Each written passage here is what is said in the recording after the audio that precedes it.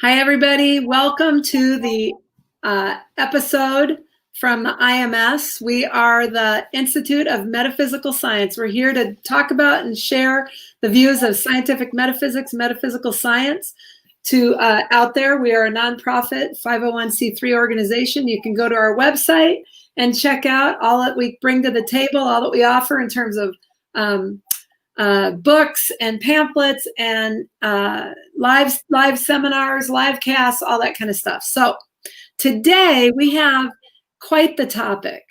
So I don't know about any of you here in the US, we're in the middle of an election.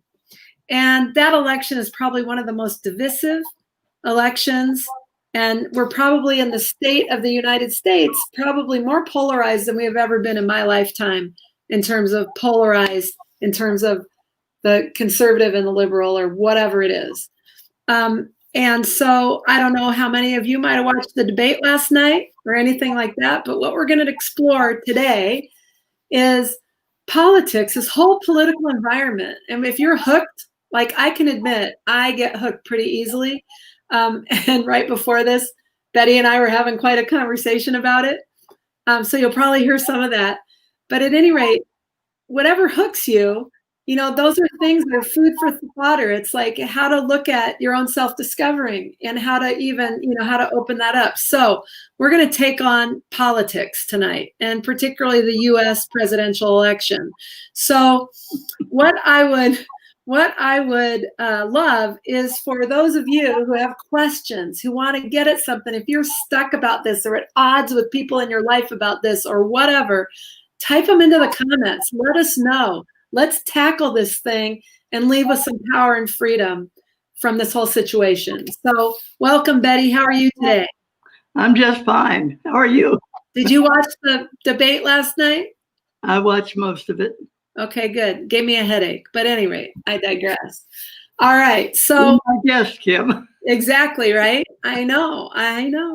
All right, so let's get started. What do we got to say? What's that exploration here that we're going to start? So I'm going to let you kick it off.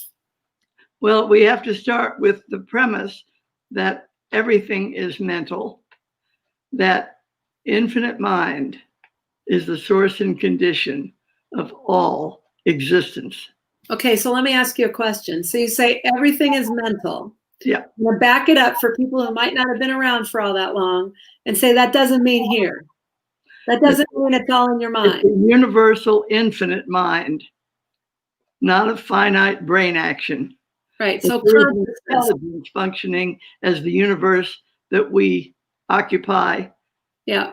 All right. So that same intelligence functions with every single individual, and it functions for one purpose, and that is your own self-discovering. Mm-hmm. When you discover that you live and move and have being reflectively as God being, you have nothing to fear. Mm-hmm. When you get caught up in the belief that you are one among many, that there are dozens and dozens and dozens and dozens of beings over which you have no control, but seem to do things that control you. We want to talk about this in a very broad sense, but Mrs. Eddy describes what happens when our human living becomes chaotic, upsetting, disturbing, demoralizing, diminishing, all of that. That about sums up the debate. Yeah. So what we want to know is that is a chemicalization that we deliberately bring on ourselves because we have lost sight of who we are and what's going on. Okay, so let me back you up. I want you to define this whole chemicalization statement. What do you mean by that phrase, that word? I want to read a sentence or two from Science and Health by Mary Baker Eddy. Okay. It says, what I term chemicalization is the upheaval produced when immortal truth, not Trump, not the other guy, not even you getting upset, but immortal truth brings sin, sickness, and death to the surface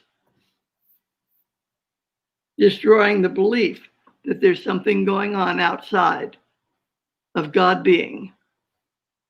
Right. If you have all as infinite mind, infinitely manifest, there isn't anything else going on.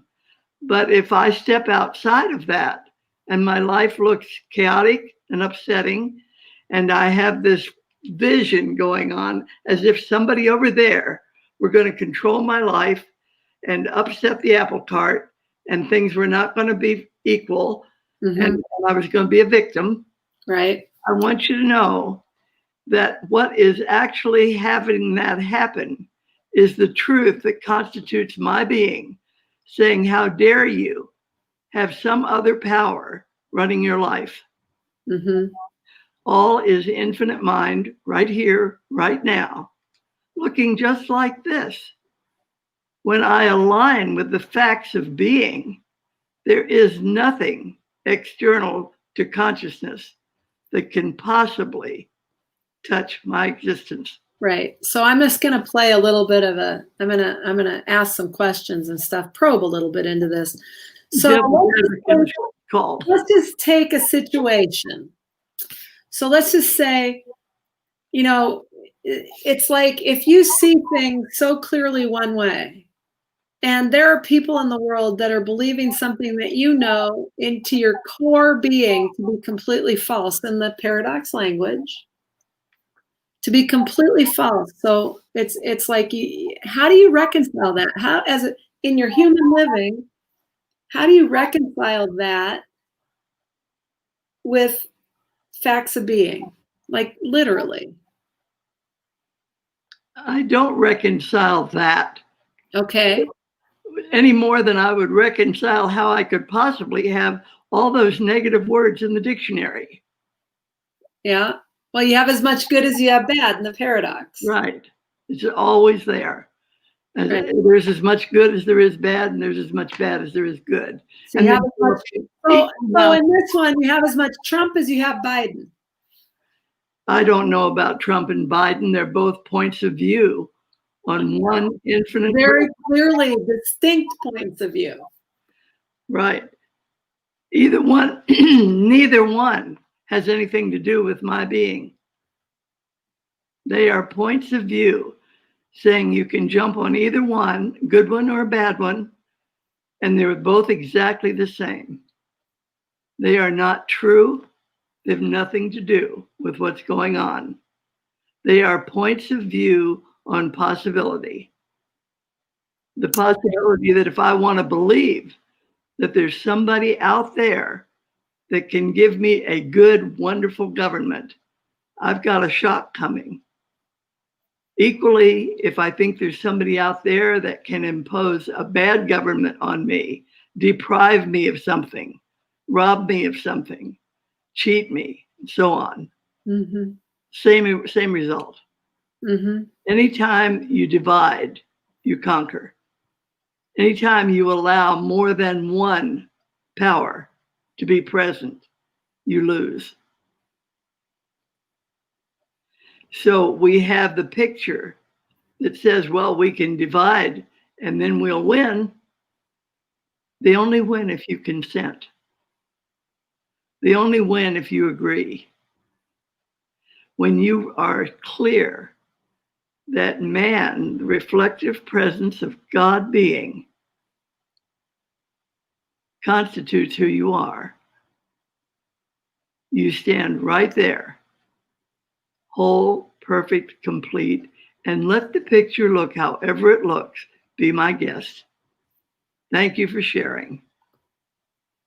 I know that there is no power anywhere greater than the power being me, constituting who I am right now.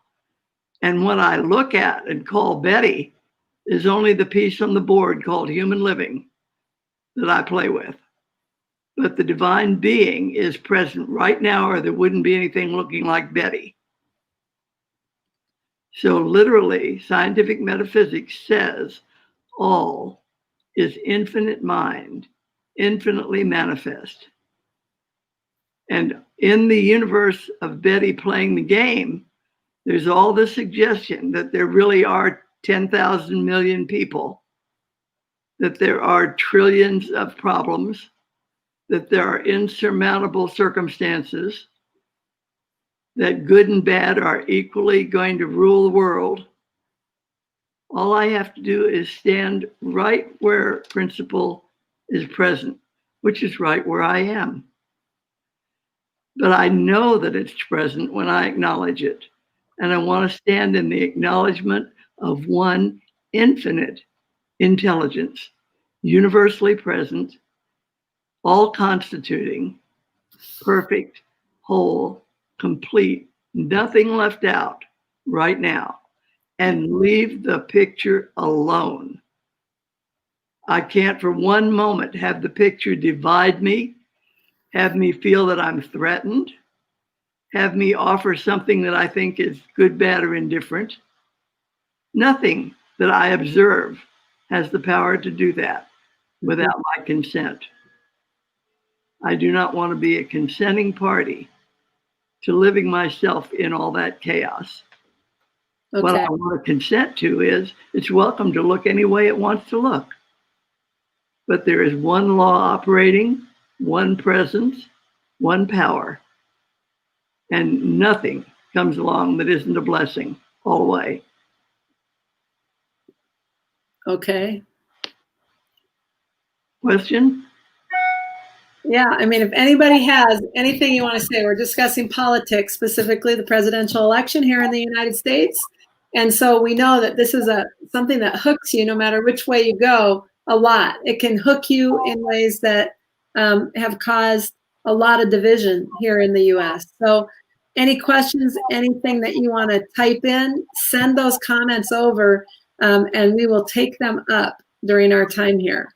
So, excuse me, Mrs. Eddy gave us some other thoughts too that I'd like to share. okay. It says the devotion of thought to an honest achievement makes the achievement possible. Right. Now, thought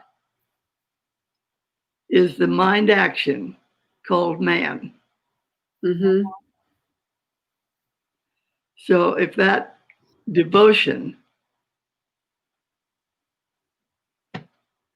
is present, one thing going on, whole, perfect, complete, right here, right now, I will allow the look to look however it needs to look, do whatever it needs to do. It can raise all that commotion without me. And I will not be touched. It can't raise it without you. There it is in your world, isn't it? If you are the world you walk through, and this is what your world looks like, and there's all kinds of division and chaos and all that stuff going on, how do you, and it is happening there right where you are. No, it isn't. That's the way it looks. That's not the way it is. Yeah. If I pick up a book and I leaf through it and I get pictures of war and sin, disease, and death, if you will, Mrs. Eddy classified it all that way. I can get pictures of anything from A to Z. It does not run my world. Mm-hmm. It's a picture, mm-hmm. point of view. Right. What runs my world is who I'm being consciously. Mm-hmm. And who I'm being consciously shapes my experience of living. Right.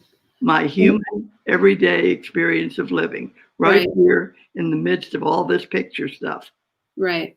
So when we look at things, I like this quote from your book, Mind is the Athlete, on page 82. Your devotion of thought to what's real diminishes the trauma you experience. And inattention to the facts of reality increases your sense of trauma. That's right. Say that in a different way. Say that, kind of look at what's happening, liken that to what we're going through right now in our current political picture. Yes, I just look at all of that and I think none of that makes any difference at all in my living. Because infinite mind, one intelligence, fully present, constituting the world I walk through and everything to do with me, that infinite presence is in charge. Mm-hmm. And reflectively, it constitutes who I am. Mm-hmm. When I am present, to that fact of my own being, nothing can touch me or victimize me. Nothing. Right. There's no threat. I remember years ago, there was many years ago, because Margaret was still around, but there was an upheaval in the stock market, and then she was giving a seminar, and she says, now I don't have to have any problem because the stock market's having a time with itself. She says, I don't have to have any lack or any threat to my well-being. And she says, I refuse to have it. And she did not have any problem. Mm-hmm. And it looked from the human point of view as if her well-being hinged a lot on what went on with the stock market. Mm-hmm. Never touched her. Yeah. And that's just and it looks like to me that the question really to ask yourself is, where are you standing in the midst of all of what it looks like going on around us and all the chaos and all the, whatever you thought of that debate last night, if you saw it, whatever all that is, whatever the news media is caught up in, then a good question to ask, it seems, is where are you standing? Where are you standing? In the acknowledged facts or in the imagined fiction of what the world around you appears to have going on? Right. And the difficulty in human living is that the 24/7 picture is the fiction. Right. And the thing to know about the fiction, it isn't that it's such fiction so much as it is that it's the past. Mm-hmm. All the language that we have, everything we see, hear, feel, and taste and touch and so on, all of that is standing in the past. Mm-hmm. It's already occurred or we wouldn't see anything. Right. So do you want to stand in the past? In which case you're being guided, dictated to by something that's dead and gone. Mm-hmm. Being is always right on the brink of the unknown. It's always the generative principle that has right now, right now, right now, right now occurring. Uh-huh. And that shapes up to provide you with the picture in your language of understanding of who you are and what's going on. Right. But the determination of what constitutes that picture is present just before it shows up. So if you are sitting there thinking, oh dear, doomsday, this is terrible, I'm going to lose, guess what? Your picture will shape up fulfilling that. Mm-hmm. Because you've said so. Right. So you want to be aware that who you are is the presence of the generative principle of being. We have opinions about what we think it should look like, but let the opinion alone. Just leave it alone. Just think, right now, right here, sitting in this chair, I know that the being that constitutes who I am is present, whole, perfect, totally omnipotent, all the presence there is, unassailable, Mm-hmm. unthreatened, and unthreatenable. Right. And so there's a couple more things that go right with what you're saying, I think. That is from Practice and Profession, written by Margaret Laird. The sinner we think we see there is the sin, ignorance, and false belief here. That's right. It doesn't exist there unless it exists here. Right. Okay. And another one that I think might be helpful, and this is from Margaret Laird, and I'm not sure if it's Practice, Not Profession, or if it's It's the same. Same? Okay. Same paragraph. Okay. So the opposition you think you see in another is the belief of opposition that lies at your own door. Now, that's potent. Yeah.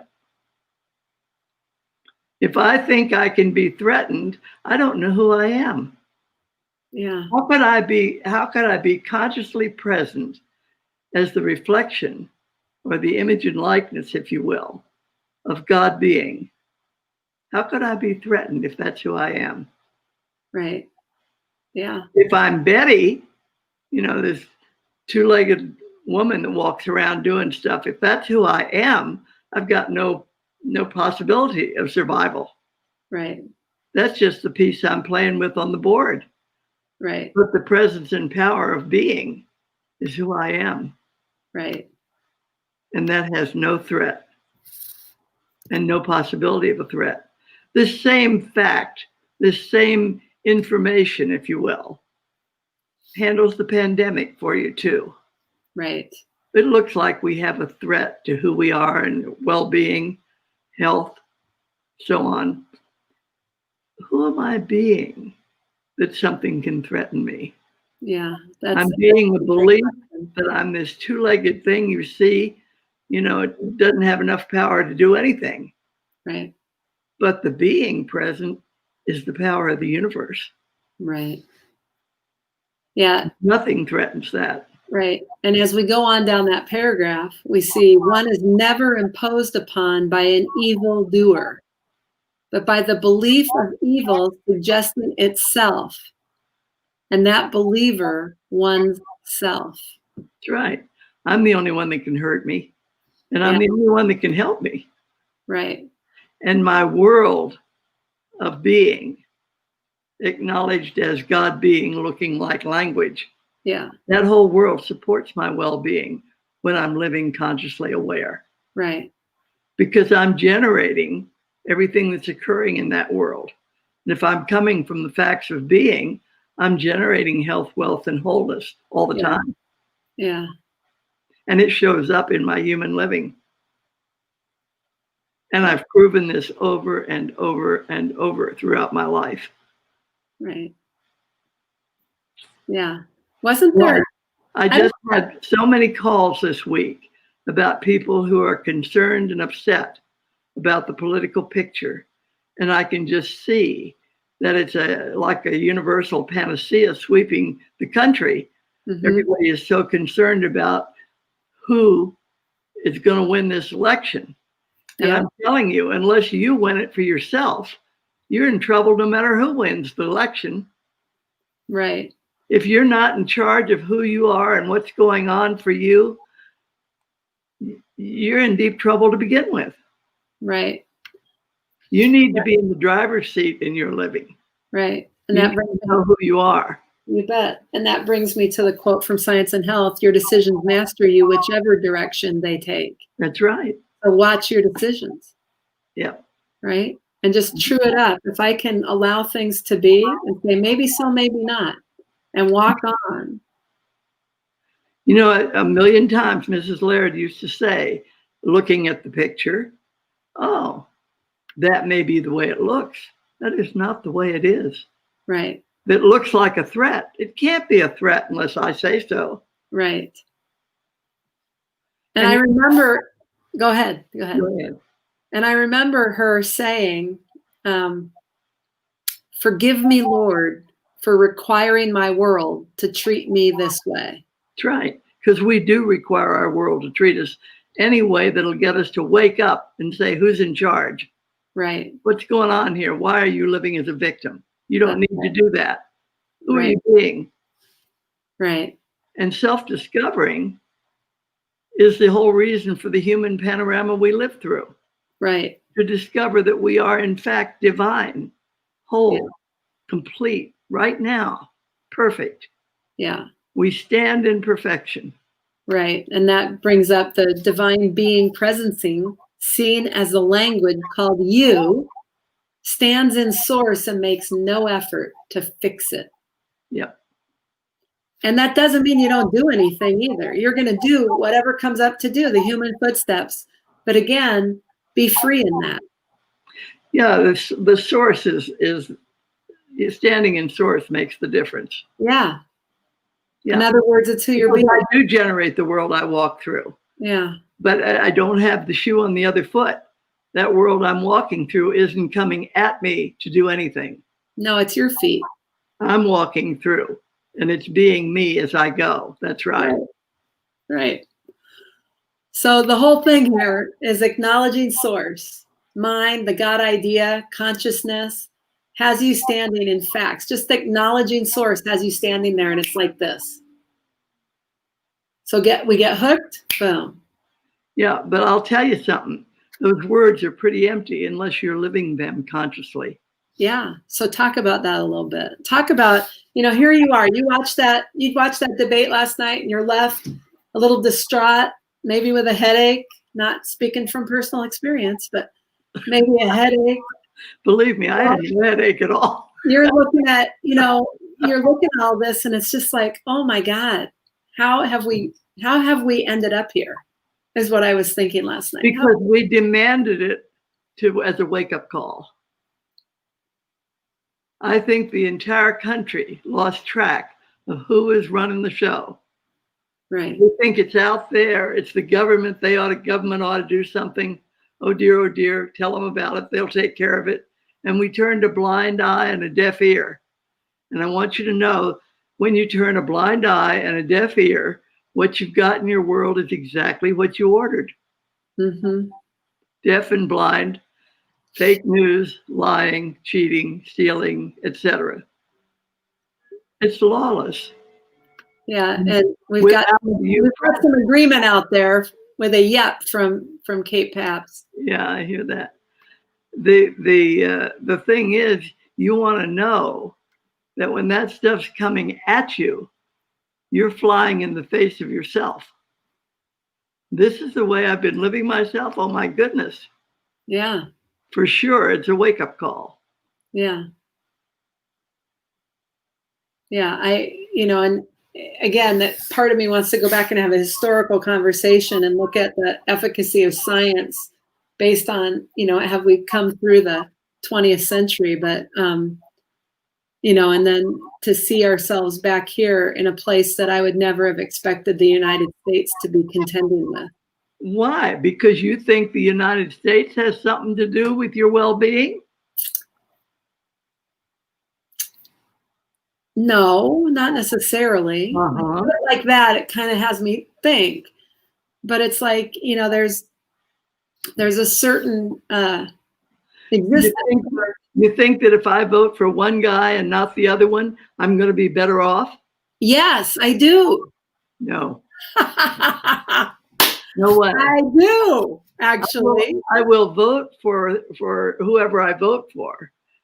But if I'm not standing in being, my vote is already negated. Okay, say more about that. That's something we got to look at. So say more about that. Yeah, I want to be clear that, it's like eating dinner. I will eat more nutritious food when I understand that being whole, perfect, complete is going to look like intelligence functioning in the human world. Yeah. Same thing is true with politics. If I'm clear that I live and move and have being intelligently functioning, because being constitutes who I am, then whatever I do, wherever I go, however I vote, that is going to show up supporting my well-being. Mm-hmm. But if I'm not being myself, standing in the facts of perfection, right, then it's a crapshoot. So if you're being yourself, standing in the facts of perfection, and you're grounded there, and you vote however you vote, no matter what happens as an outcome in that election, you're fine. That's right. And untouched. That's right. And I have had no negative effects in the past 4 years on my well-being or my economy. Mm-hmm. I have had no negative effects in the past 6 or 8 months from the pandemic. It's all going to be present, good and bad and right and wrong. That's the way the picture looks in the paradox, mm-hmm. the human paradox. Mm-hmm. You're not run by that. Right. You have generated the language of understanding at this level of your belief, and that's what shows up. Yeah. But you're in the driver's seat, and when you're standing in the facts, your world of human living shows up exhibiting the very best that's available. Right. So there you have it. Stand in the facts of being and go vote. And that is the bottom of our time. I haven't even given anybody a chance to say anything. Does anybody extend it for 5 minutes, Kimmy, and find out if somebody has something to say? Okay, well, here's Diane. Diane says, thank you so much for doing these. Very helpful. Could you talk sometime about time? So that's one comment right now. And then we have another comment. What if you just lost your job because of the pandemic? Well, one thing I know is that the expression of God's being, which is what man is never unemployed.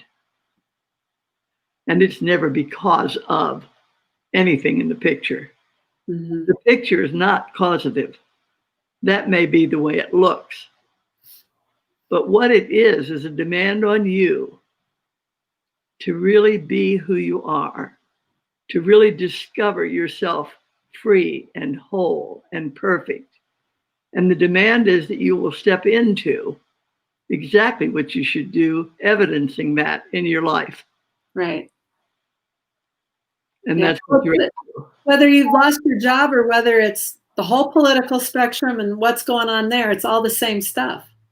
Whether it's a job or your health or your family's well-being. Yeah. It doesn't matter. There's just one thing going on, and the same truth holds true.